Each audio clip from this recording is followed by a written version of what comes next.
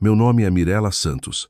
Tenho 38 anos e descobri no Natal que algumas famílias não te humilham em particular porque elas querem uma plateia quando fazem isso.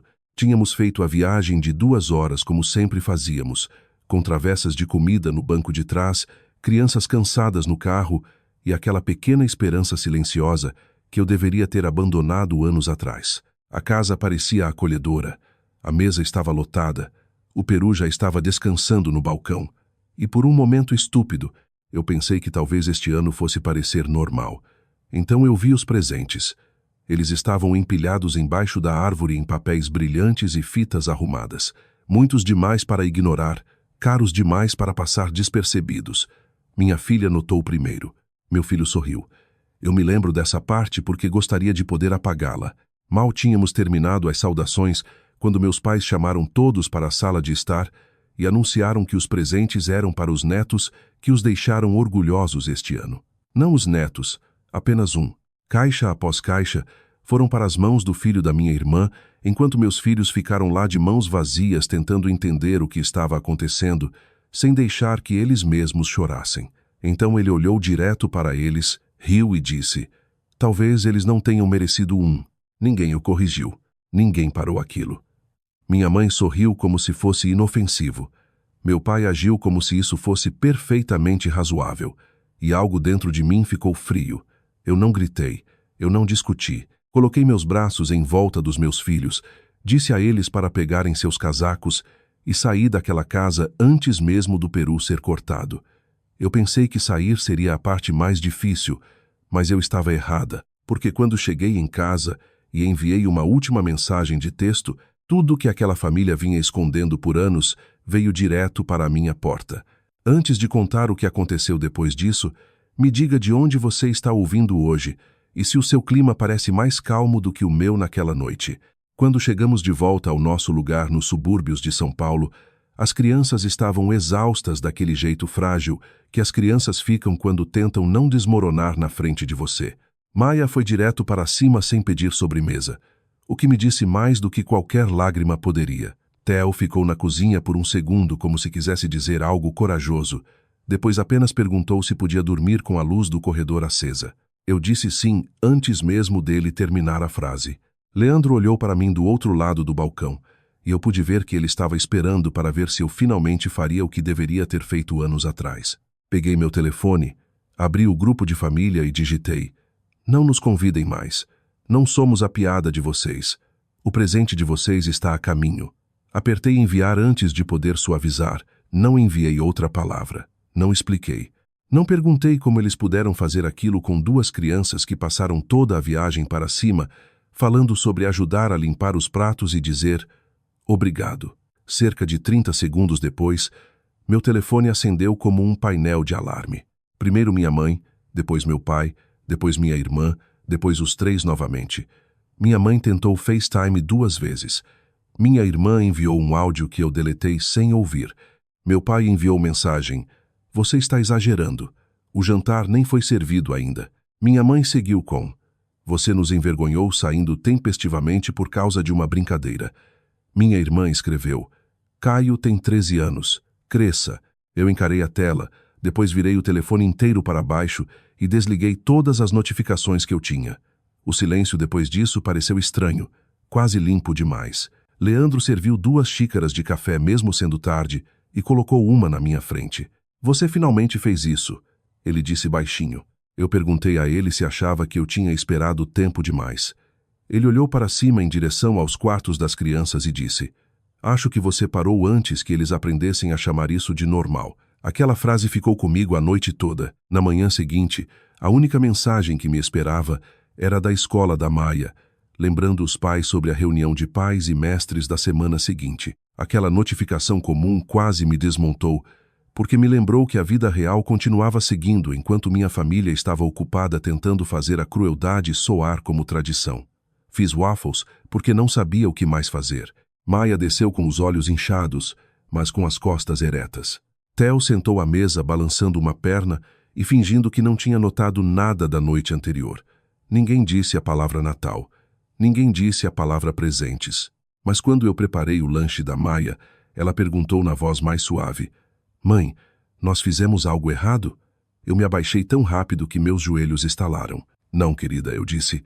Nem uma coisa. E no momento em que eu disse isso, percebi que se eu mantivesse aquelas pessoas em nossas vidas, eu passaria anos repetindo aquelas mesmas 4 palavras para os meus filhos.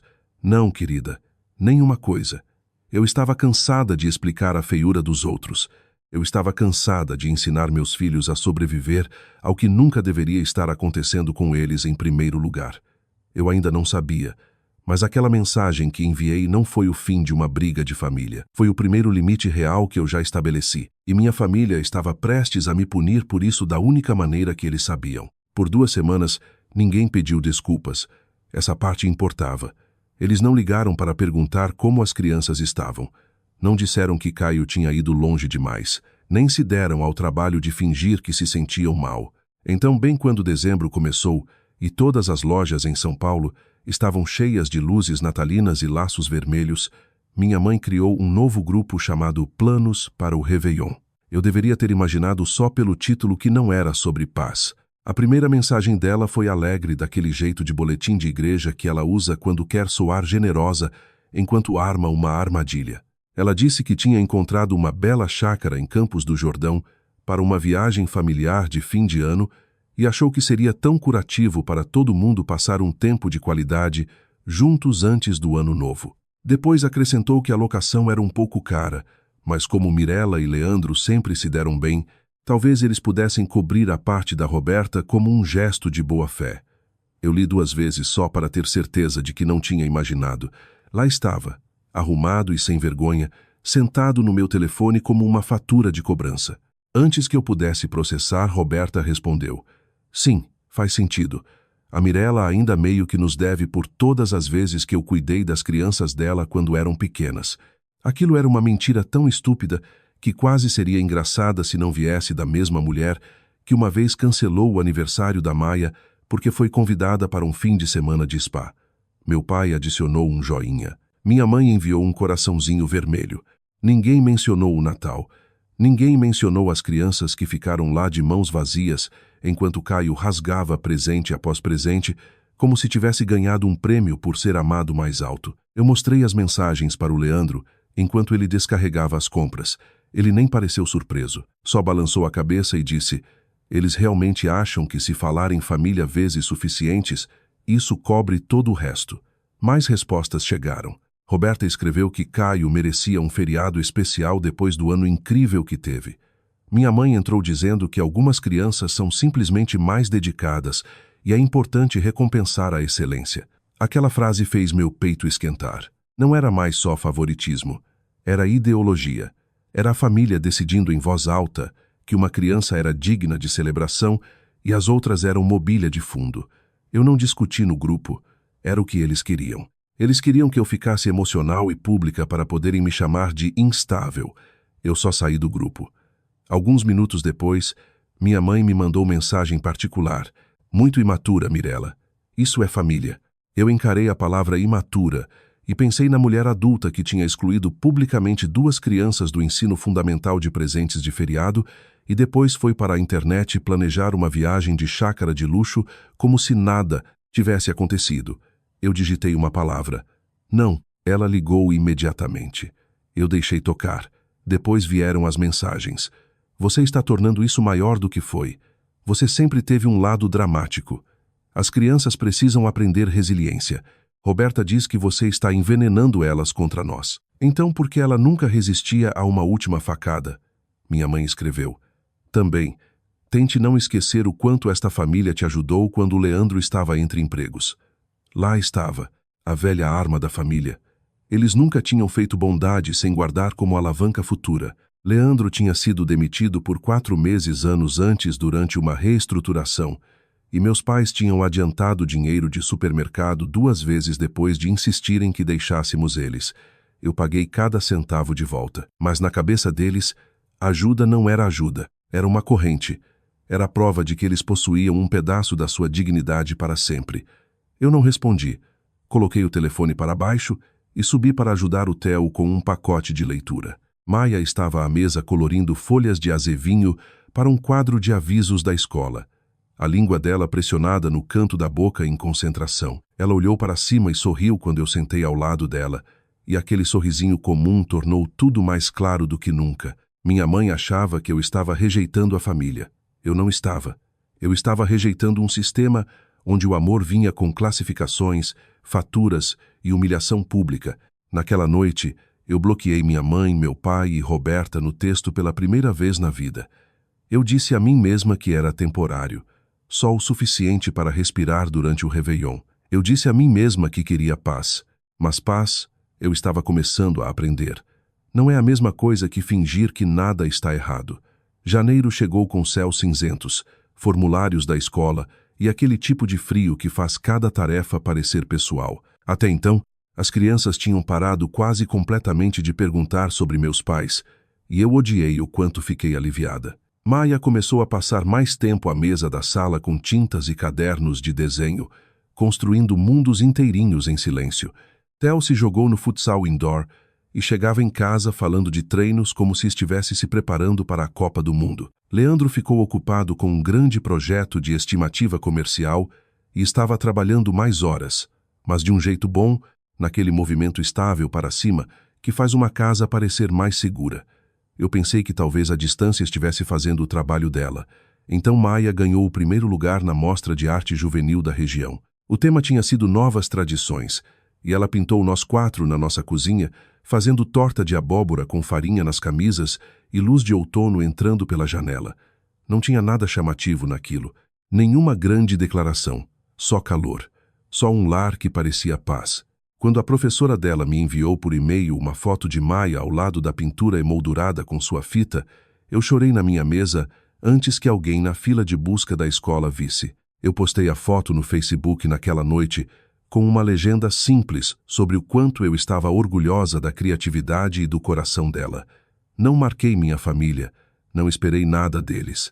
Honestamente, eu tinha parado de esperar qualquer coisa boa deles havia muito tempo. Mas cerca de 1 hora depois, minha mãe encontrou o post mesmo assim.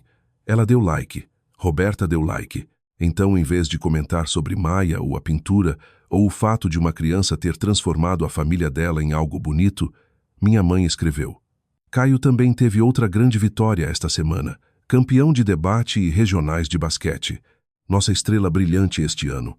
Roberta respondeu embaixo: ele realmente é diferente. Se alguém tivesse feito isso comigo como adulta, eu teria revirado os olhos e seguido em frente. Mas Maia viu antes de mim. Ela tinha meu tablet antigo porque gostava de rolar pelas fotos do programa de arte e ler comentários de professores e vizinhos. Ela entrou na cozinha segurando com as 2 mãos como se fosse algo frágil. Mãe, ela perguntou, eu não sou boa o suficiente para a vovó? Existem perguntas que as crianças fazem que expõem cada mentira que os adultos têm contado para manter o mundo macio ao redor delas. Aquela foi uma delas. Eu peguei o tablet dela e coloquei virado para baixo. Depois a puxei para meus braços e ela ficou rígida por 3 segundos inteiros antes de se deixar dobrar contra mim. Claro que você é boa o suficiente, eu disse. Você é mais do que suficiente. Isso não é sobre você. Ela assentiu, mas eu podia sentir o que ela realmente estava perguntando. Então por que continua acontecendo? Theo apareceu na porta no meio, ouviu o suficiente para entender e silenciosamente recuou. Leandro chegou em casa e encontrou Maia no quarto dela, e eu parada na pia com as mãos apoiadas no balcão como se tivessem acabado de me dizer que alguém morreu. Ele perguntou o que tinha acontecido, e quando eu mostrei o comentário, o rosto inteiro dele mudou. Ele não era barulhento quando ficava bravo. Ele ficava quieto, o que era pior. Ele disse, eles não vão fazer isso com ela de novo.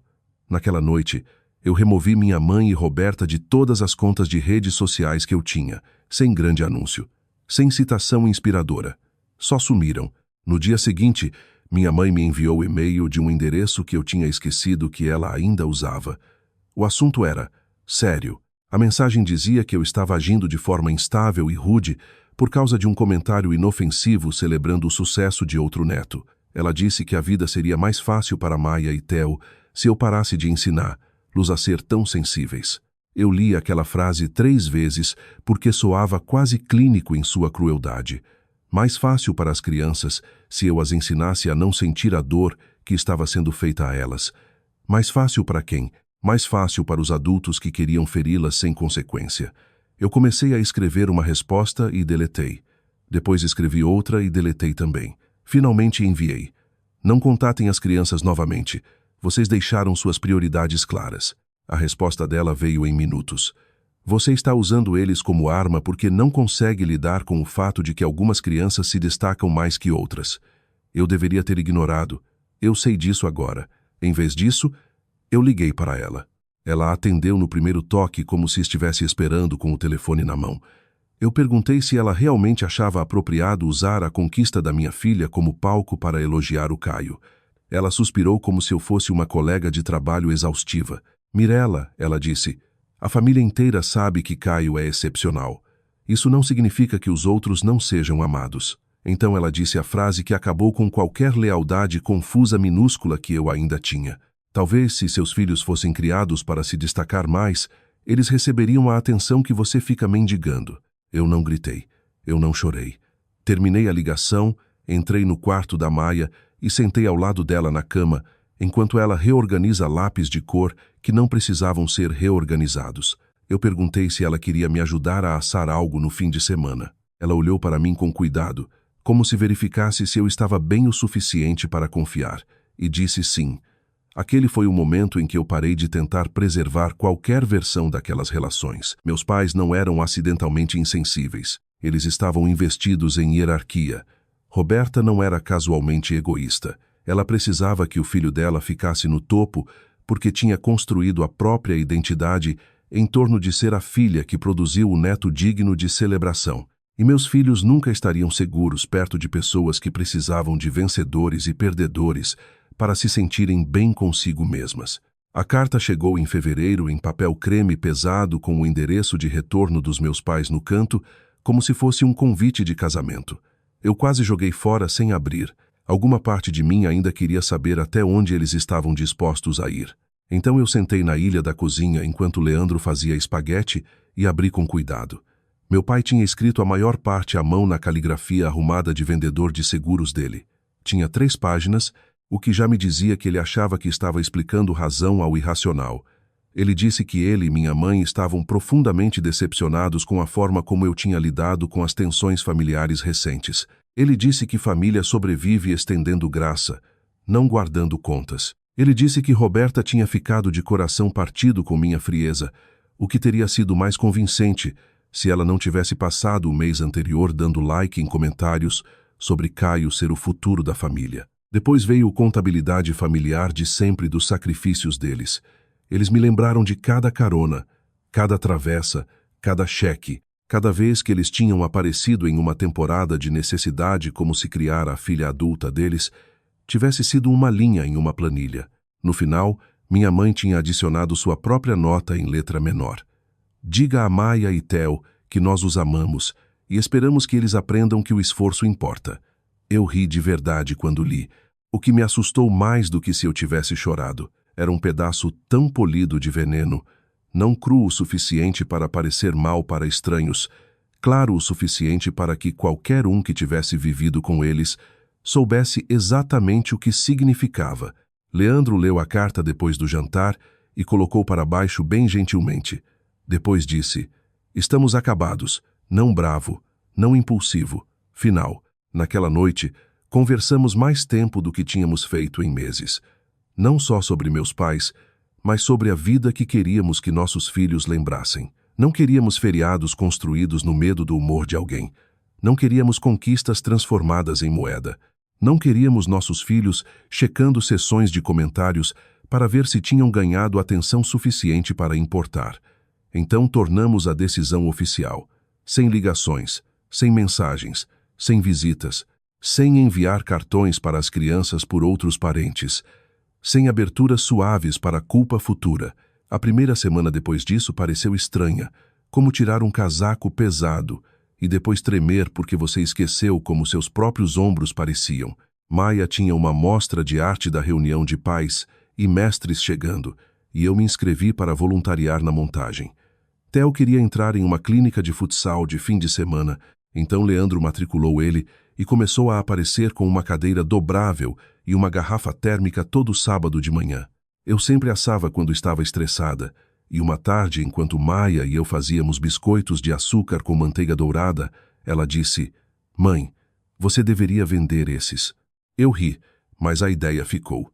Uma semana depois, abri uma pequena loja online. Nada chique, só biscoitos de feriado, tortas caseiras e caixas de sobremesa estilo familiar para retirada local. Maia me ajudou a escolher cores para o logo. Theo deu nome a uma das variedades de biscoitos. Leandro liberou espaço na garagem para prateleiras e caixas de embalagem. Nós chamamos de confeitaria lareira e mel, porque eu queria que parecesse calor que você pudesse segurar nas mãos. Os pedidos começaram pequenos. Uma amiga professora comprou 2 caixas. Depois, uma das mães da reunião de pais e mestres compartilhou minha página. Depois, uma vizinha da igreja pediu tortas para um chá de bebê. Tinha algo curativo em ser paga por algo feito com paciência, em vez de ser envergonhada por não dar o suficiente. Enquanto isso, o grande projeto do Leandro passou e ele recebeu uma oferta de papel mais forte, com mais responsabilidade. Estávamos ocupados, genuinamente ocupados, e pela primeira vez em anos, o negócio estava construindo nossa própria vida em vez de gerenciar o dano dos outros. Quando o Natal chegou de novo, eu me preparei para a tristeza e ganhei algo completamente diferente. Convidamos 2 famílias de vizinhos, um colega do Leandro que tinha acabado de se mudar do Rio, a professora de arte da Maia e o treinador de futsal do Theo com a esposa. A casa estava barulhenta do melhor jeito. As pessoas trouxeram batatas doces e cidra espumante. Crianças corriam pelo quintal de moletom. Ninguém comparou boletins. Ninguém classificou as crianças. Ninguém usou a palavra orgulhoso como troféu. Quando eu carreguei as tortas para fora, todo mundo aplaudiu daquele jeito meio brincalhão, meio sincero que pessoas gentis fazem quando estão só felizes por serem incluídas. Maia ficou ao meu lado passando pratos como se pertencesse a uma vida maior do que a que meus pais tinham tentado atribuir a ela. Mais tarde naquela noite, depois que os pratos estavam empilhados e os potes de sobra embalados, ela se inclinou contra mim no sofá e disse: "Isso pareceu melhor do que os natais antigos." Eu beijei o topo da cabeça dela e disse: "Eu sei. Aquilo deveria ter sido o fim bem ali. A família ouviu a gente. Nós saímos andando, construímos algo mais saudável. Mas pessoas como meus pais e Roberta não gostam de perder acesso a alguém que eles acham que pertence abaixo deles." Por volta do Réveillon, bem quando os pedidos da minha confeitaria finalmente estavam aumentando, e eu ficava acordada até tarde glacando shortbread de cranberry e laranja, enquanto ouvia podcasts de true crime, uma carta registrada chegou de um escritório de advocacia em São Paulo. A frase "acordo financeiro familiar" estava impressa perto do topo, e antes mesmo de terminar de ler, eu soube que eles estavam tentando fazer o que sempre faziam quando a emoção parava de funcionar. Eles estavam tentando transformar a história em alavanca. A carta legal era absurda na superfície e gelada por baixo. Alegava que, devido à minha conduta hostil recente com membros da família, qualquer acordo financeiro informal entre mim e meus pais era considerado terminado com efeito imediato. Terminado. Como se eles estivessem encerrando acesso a algum arranjo generoso do qual eu dependia. Como se eles tivessem me sustentado o tempo todo e eu tivesse retribuído com desrespeito. Leandro leu por cima do meu ombro e disse: "Eles estão tentando se antecipar a algo." No começo, eu não entendi o que ele quis dizer. Depois, fiz o que sempre faço quando me sinto encurralada. Fui atrás de registros, no fundo do armário do corredor atrás de arquivos antigos de imposto e caixas de memórias da escola, encontrei uma pasta sanfonada surrada de 2018. Aquele foi o ano em que meu pai se aposentou cedo e meus pais quase perderam a casa depois de uma decisão ruim de refinanciamento e um pagamento balão para o qual não tinham se preparado. Eles tinham me ligado em lágrimas. Não para a Roberta. Para mim, Mirella confiável, Mirella quieta, a filha que sempre cumpria. Eu tinha transferido R$ 75 mil das economias que Leandro e eu tínhamos construído depois do último bônus dele. Meu pai prometeu em um e-mail que era temporário e que eles me pagariam de volta assim que vendessem um lote de terra preso em inventário. Na época, eu tinha acreditado nele porque ainda operava sob a ilusão de que ser necessária significava ser valorizada. O e-mail estava bem ali, ainda impresso e ainda na minha caixa de entrada. Obrigado, Mirella. Vamos te pagar de volta. Estou envergonhado só de pedir. Aquela única linha mudou toda a forma da história. Eles não estavam me cortando de alguma estrutura de apoio. Eles estavam tentando reescrever uma dívida que me deviam como um favor que tinham feito por mim. Eu contatei uma advogada local chamada Daniela Kerr, que tinha ajudado uma das mães da reunião de pais e mestres com uma disputa de contratante. Daniela era rápida, inteligente e nada impressionada com dramas familiares. Ela leu a carta legal, leu o e-mail do meu pai e disse: "Isso é pose. Se eles querem tornar dinheiro parte da história, tudo bem. Vamos tornar factual." Começamos a organizar documentos para um processo no Juizado Especial Civil. Enquanto eu vasculhava e-mails antigos e threads de mensagens em busca da prova de pagamento, encontrei outra coisa. Cerca de 8 meses antes de tudo explodir, Roberta tinha perguntado se eu mandaria algumas das minhas receitas de biscoitos de feriado porque queria tentar umas para um mercado de bairro. Eu tinha mandado mais que receitas. Tinha mandado cartões de receita formatados, ideias de embalagem, uma lista de nomes de sabores e um conceito bruto de branding, que eu estava pensando em usar se algum dia expandisse o negócio paralelo de confeitaria. Eu tinha esquecido completamente porque, na época, ainda fazíamos aquela dança terrível que as famílias fazem, onde tratam proximidade como performance e assumem que generosidade será respeitada. Naquela mesma noite, uma cliente da minha confeitaria me mandou mensagem e perguntou se eu tinha uma irmã, porque tinha visto uma loja online vendendo quase o mesmo biscoito de cranberry, com chocolate branco, com linguagem quase idêntica, sobre uma receita de feriado de família Treasured. Eu cliquei no link que ela enviou e senti como se alguém tivesse derramado gelo nas minhas costas. Roberta tinha uma loja na Etsy e uma loja no TikTok Shop sob o nome Doces Herança Mendes. Não só estava vendendo minha linha de biscoitos de feriado Signature, ela estava usando paletas de cores e descrições de produtos tão próximas do meu arquivo de branding original que eu poderia ter sobreposto elas. Ela tinha mudado ligeiramente os nomes, só o suficiente para soar inteligente, mas não o suficiente para esconder de onde vinham. A bio da loja dela falava sobre preservar tradições de confeitaria familiar para uma nova geração, o que teria sido engraçado se não fosse roubo. Os números de vendas eram impossíveis de saber exatamente, mas a loja tinha centenas de avaliações e vídeos curtos virais. Ela estava ganhando dinheiro real com trabalho que não tinha criado. Eu fiquei lá rolando pelas fotos das minhas próprias ideias reempacotadas sob o sorriso da minha irmã e senti cada ano de ressentimento engolido alinhar na minha coluna. Leandro entrou de tirar o lixo e um olhar para o meu rosto disse a ele que era ruim. Quando eu mostrei a loja, ele disse uma palavra: "Uau!" Não porque estava surpreso que Roberta faria aquilo, mas por quão completamente ela tinha feito. Daniela disse que roubo de receita sozinho pode ser difícil de litigar se for só ingredientes e métodos, mas o branding, as descrições escritas, o conceito de embalagem e os ativos digitais eram diferentes, especialmente porque eu ainda tinha arquivos com data, e-mails e mensagens, mostrando que Roberta tinha recebido os originais diretamente de mim. Daniela redigiu uma carta de cessação e desistência para Roberta e notificações formais de infração para a Etsy e a loja do TikTok Shop. Ela também me disse para não contatar Roberta pessoalmente, o que foi bom porque se eu tivesse ligado para ela naquela noite, eu não acho que teria soado como a versão de mim mesma que eu queria que meus filhos lembrassem. As plataformas se moveram mais rápido do que eu esperava.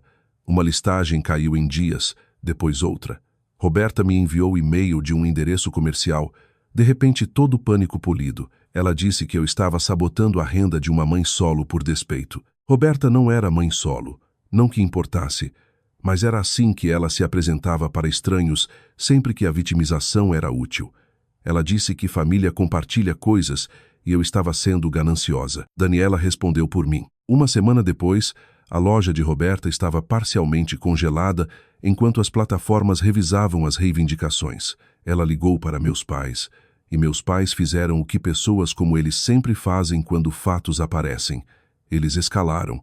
Minha mãe deixou um voicemail dizendo que eu estava tentando destruir minha própria irmã por causa de biscoitos. Meu pai enviou e-mail para Daniela exigindo que eu parasse todo o assédio e lembrasse de tudo que a família tinha feito por mim. Aquele foi o momento em que eu entendi algo com clareza total. Eles nunca ficaram chocados com o que Roberta tinha feito, porque não acreditavam que tomar de mim fosse errado. Na cabeça deles, o que era meu sempre tinha existido para ser emprestado, usado, melhorado ou redirecionado para a criança dourada. Daniela abriu o processo no juizado especial cível na mesma semana. Eu não me senti triunfante.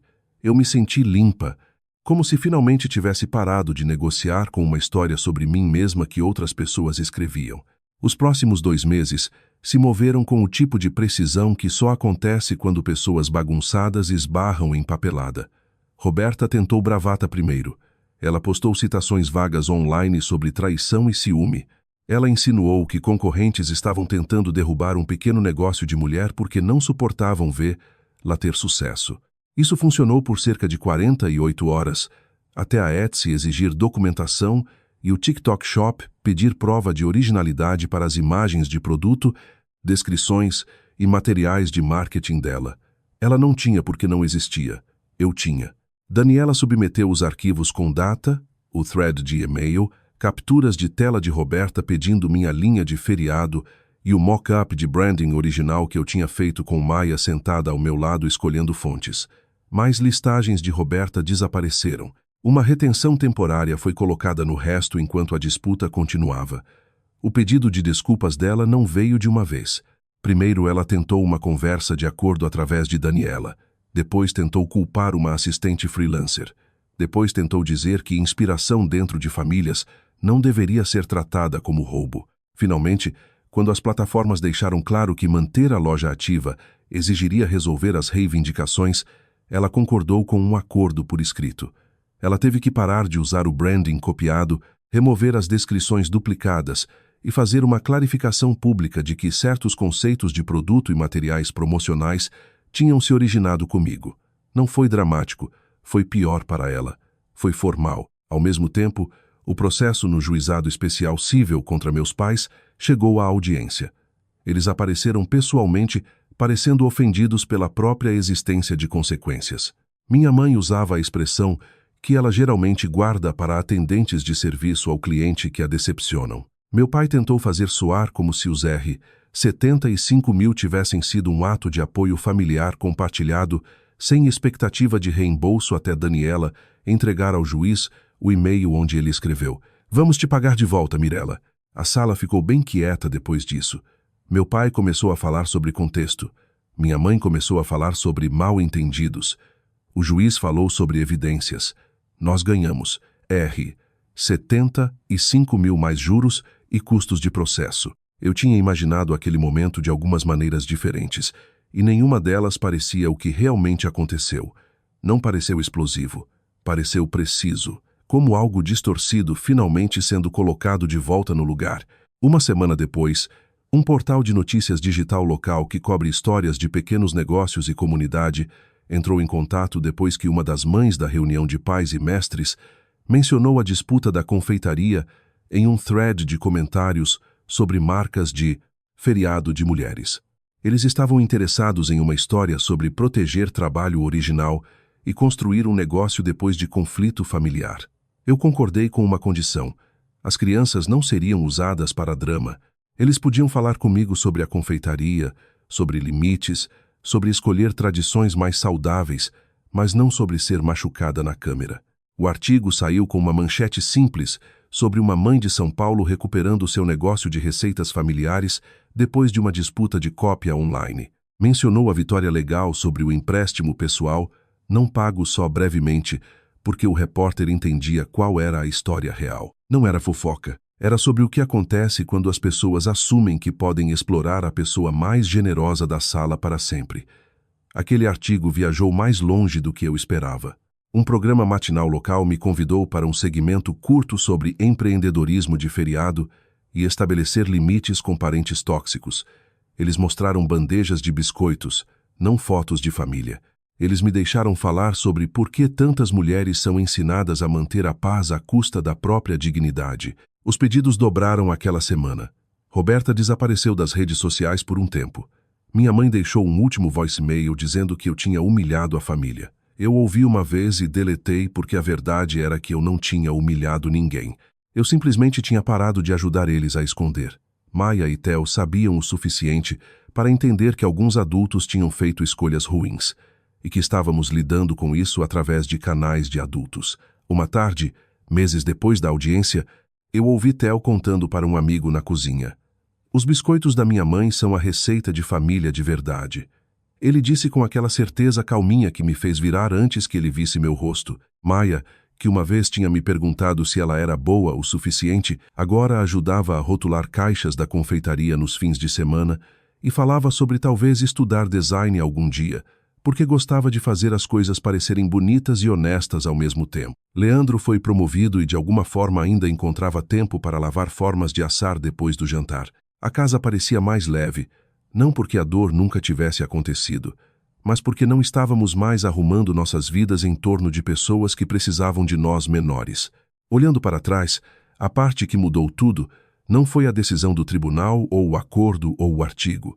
Foi a decisão de parar de traduzir crueldade em algo mais fácil de viver. Essa é a lição que eu carrego agora e a que espero que meus filhos carreguem muito depois de esquecerem os detalhes daquele Natal. Amor que tem que ser ganho performando, vencendo, agradando ou ficando em silêncio não é amor saudável. Limites não são punição, são proteção. E ensinar seus filhos a se afastarem de desrespeito não é egoísmo. É uma das formas mais honestas de amor que um pai pode dar. Família de sangue pode falhar com você. Família construída através de respeito, segurança, esforço e verdade pode te salvar. Eu costumava pensar que manter a paz a qualquer custo era maturidade. Agora eu sei que maturidade real é estar disposta a decepcionar pessoas que se beneficiam do seu silêncio. Meus pais continuaram ligando por um tempo. Roberta tentou mais uma vez através de um e-mail que eu nunca respondi. Depois, eventualmente, o barulho diminuiu. Não porque eles mudaram, mas porque eu mudei. E uma vez que parei de oferecer voluntariamente minha dignidade por migalhas de aprovação, não sobrou nada em mim para eles controlarem. Se você já teve que escolher entre paz falsa e respeito próprio real, então você já sabe como essa escolha pode pesar. Mas você também sabe como a liberdade soa uma vez que a porta se fecha atrás de você. Se esta história acerta perto de casa, eu adoraria saber o que você teria feito no meu lugar. E se você já teve que construir uma família melhor do que a que te deram,